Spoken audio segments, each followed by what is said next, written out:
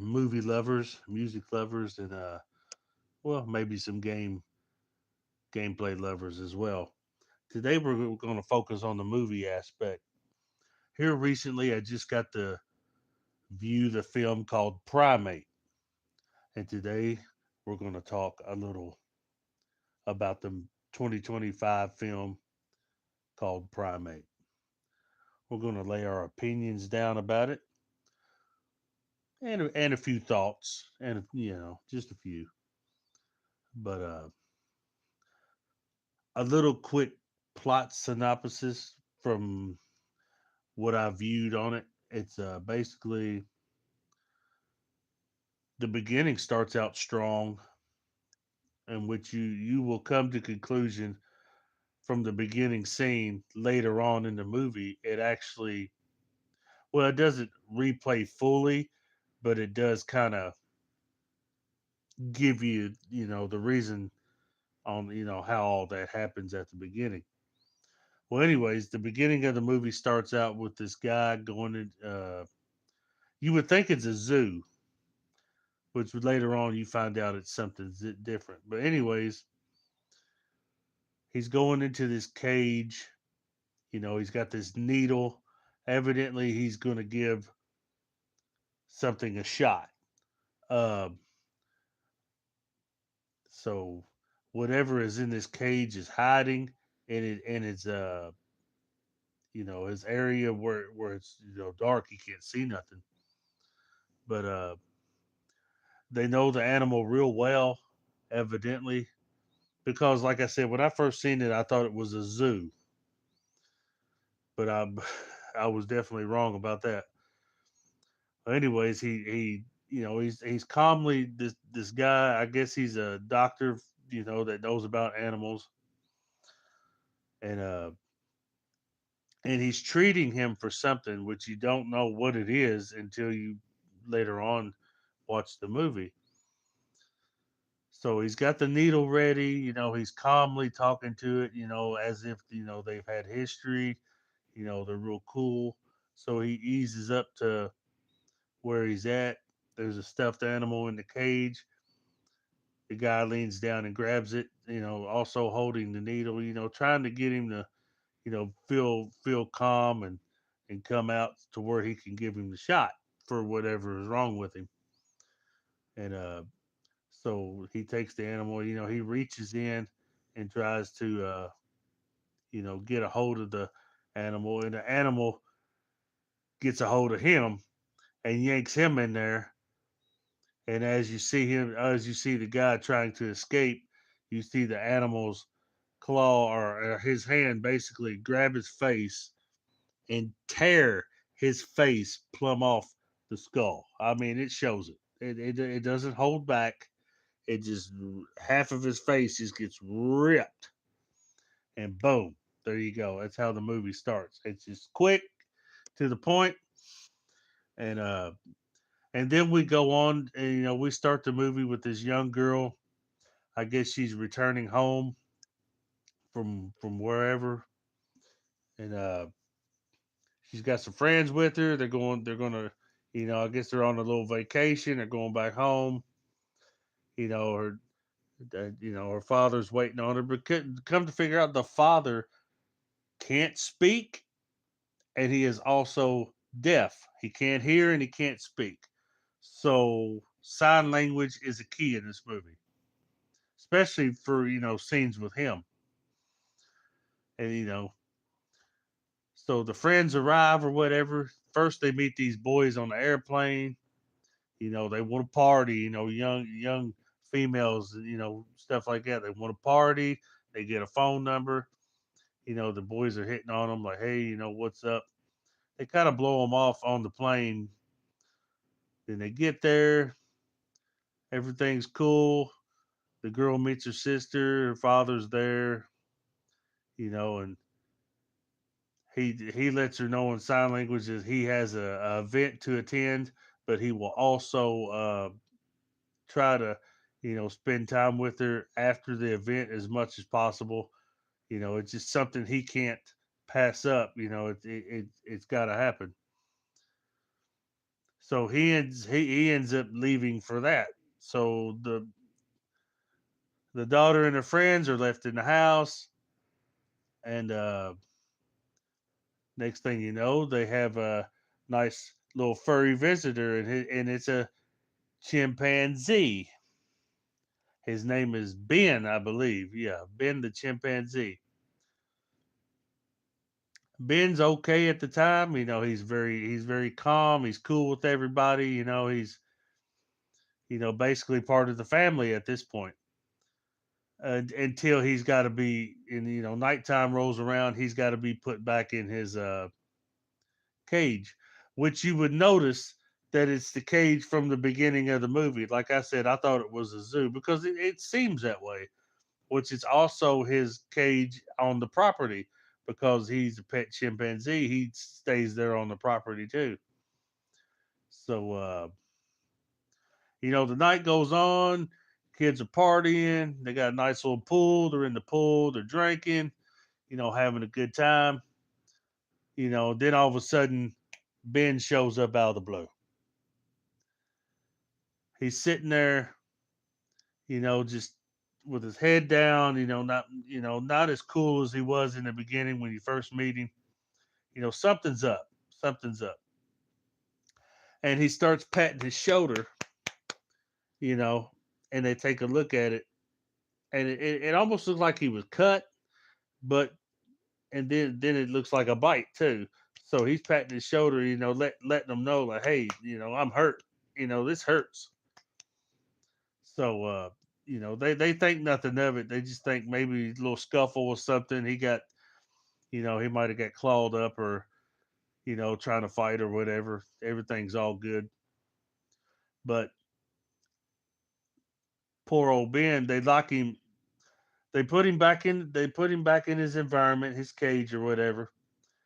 But the poor daughter forgets to lock the cage. Well, that's when shit starts going south, you know, because all of a sudden he shows back up again, and this ain't the same Ben, Mister. I'm patting my, hey, I'm hurt, and so he was basically letting them know that, hey, there's something wrong with me. I've been injured. We got to do something. He was trying to, but they ignore it because they've been partying, they've been drinking, and hey to everybody coming in. We're talking Primate the movie, and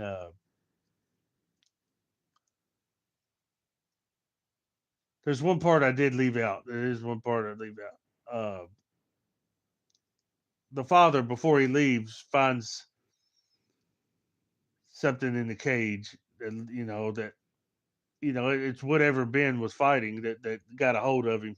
He bags it up and he sends it off to a lab to get it tested or whatever to see, basically to make sure there's nothing wrong with it. And, there might be nothing wrong with him. So, this is all before the daddy leaves.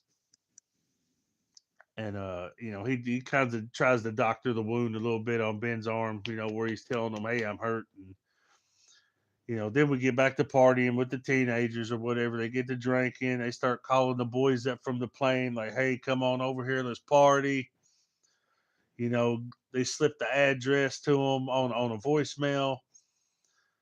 Dad takes off to whatever event he's got to go to, uh, whatever type of job he does. And, this shit, like I said, this shit goes south because they forgot to lock the cage. It just slipped, it didn't lock. Well, of course, Ben gets out and he's not, like I said, he's not Ben no more. He's kind of, something is taking over Ben, and he starts to become very aggressive and stuff like that. Very, very, mean, just like a light switch. Doom, nice to whatever. And things start happening. Let's just say things start happening. And the easy way to sum it up, Ben goes crazy, people get hurt, and the boys from the plane end up showing up, and let's just say Ben ain't having no visitors. He ain't liking nobody, and people get hurt. Daddy ends up returning home, and I think it's crazy, because like I said, the father is deaf. He can't talk. He can't hear. So he basically walking in the house, and Ben the whole time is like a stalker killer type. He's just you can see him just in behind him and stuff on just this man can't hear nothing. I guess he don't even sense that he's even in the same room with him. You know, but the father ends up going upstairs to check on one of the daughters, which he presumes is in bed, and finds one of the boys from the airplane with his jaw ripped completely out. Just beat the hell out of, jaw completely out, ripped it plumb out off the head, off the skull. You know, so he starts wandering around, trying to find everybody. At this time, most of the survivors are inside the pool. Actually in the pool, because one of the boys earlier in the film let them know, quick, jump in the pool because chimpanzees can't swim. So they jump in the pool, and that's where they're mostly hiding at. They can't even get out of the pool because Ben is sitting next to the pool right there waiting on somebody to get out. Basically, he's sitting there just watching them. At this time, when the father shows up, he also gets a phone call from one of the specialists from the specimen that he sent in, and that is and you hear it on the or what you actually hear it. It's like, hey, why did you send me a specimen that I take that back. I don't think the father is deaf. I just think he can't speak because he was on the phone. So I take that back. I take that back. He was on the phone. He said, why would you send me a specimen that has rabies? So now we know the reason why Ben is going ape shit and he's being violent and he's killing is because he has rabies. The rabies has took over, and that's what rabies does. It drives you insane. And if you know a former movie that is similar to the one I'm talking about, that would be Cujo, Stephen King's Cujo. Cujo the dog was chasing something and that attacked him and it gave him rabies, which Cujo would be set off by the sound of things, like car horns and stuff like that. And it's the same synopsis kind of with Ben the chimpanzee. You know, I think one of the girls gets out of the pool. They're able to slip by him. He's occupied because he's killing somebody, and I think she slips, and the TV comes on. And he hears it, and he hears, and it starts hurting his ears. Yeah, because the sound is making him go nuts. So, what I really want to talk about is the ending. We pretty much know what the movie is. The movie is just another form of Cujo from back in the day. We get that. It's an easy plot. You don't have to sit and think about it. You pretty much get the gist, right? But the ending is what had me like, oh no, this is crazy. The ending was who gets the, it's basically the way I put it. It got it, the last laugh kind of thing. There's this machine or this toy. You know how some animals they have buttons they can push, that say words or whatever. So earlier in the film, I guess the daughter made him mad, and he had the toy out, and he hit a button that said, what was the daughter's name, Lori or something like that, or Lisa or something like. I think it was Lori. He hit the button that said "Bad Lori," and you heard it. It said "Bad Lori." So what's crazy is they do what they got to do.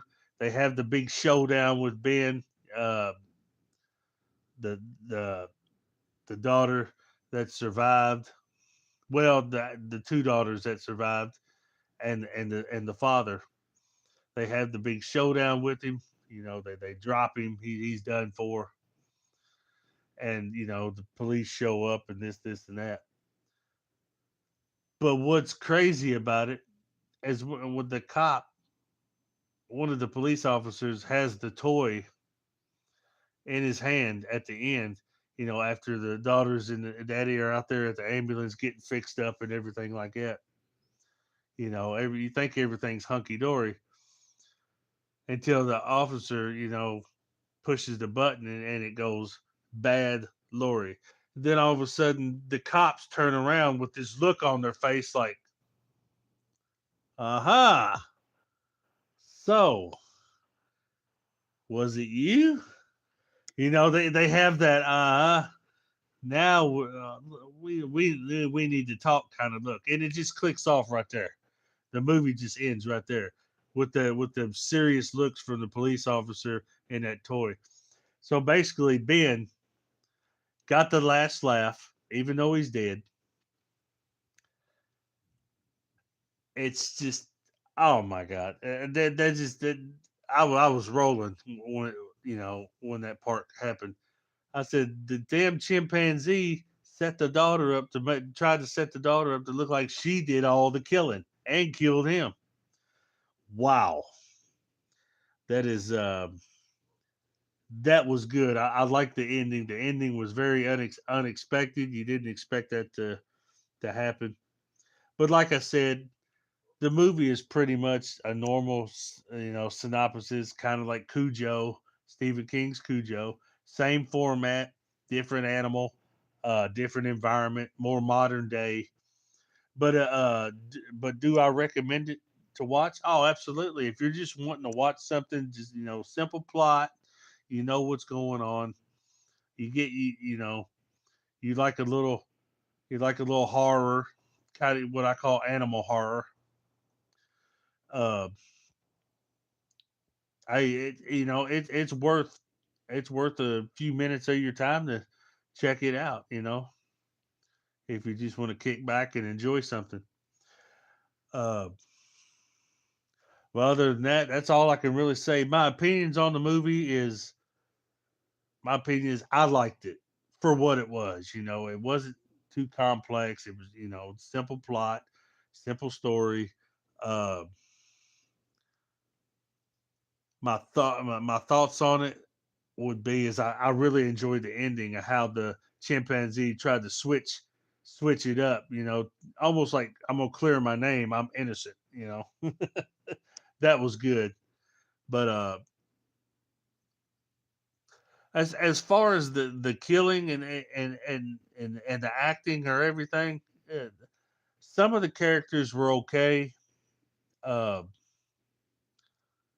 I just think I think they're my opinion. If I was to have made the movie Primate, I would have made it more intense, more made the movie not so quick, because when it gets into the action, it gets into the action and it's just full throttle from there. I would have actually had the primate stalking the victims, like swinging, you know hiding up on the ceiling or in the dark somewhere, almost like a slow burn. Give you that slow burn.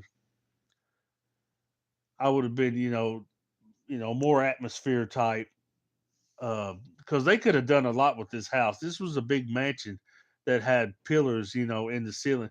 Man, they could have had him hiding up there, you know, stalking them from, giving his POV on things.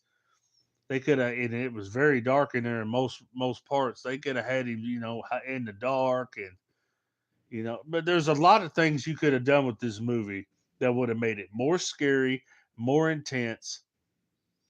You know, a little bit slower on the kills. At least set them up real nice for a good kill. Don't just rush into it. But other than that, hey, Primates a watch. I recommend it when it comes out on or streaming or whatever, or if it's purchased, if it's purchase worthy for your wallet and it's available on Prime or something like that, whatever it's on. Check it out, man. If you want something quick, you want something cool, you just want to have a decent movie to watch, I recommend it. Other than that, Primate. That's my opinions and my thoughts. I'm no rest for the wicked. And tune in for another opinions and thoughts about a movie. Many more to come. Matter of fact, we got Screen 7 in February. I'm going to see it at the theater. I'm going to try to. So I'm going to try to give my opinions and thoughts on Scream 7 since I've seen every one of the movies in the franchise. I've seen all six. So what's one more to talk about? Y'all have a good one.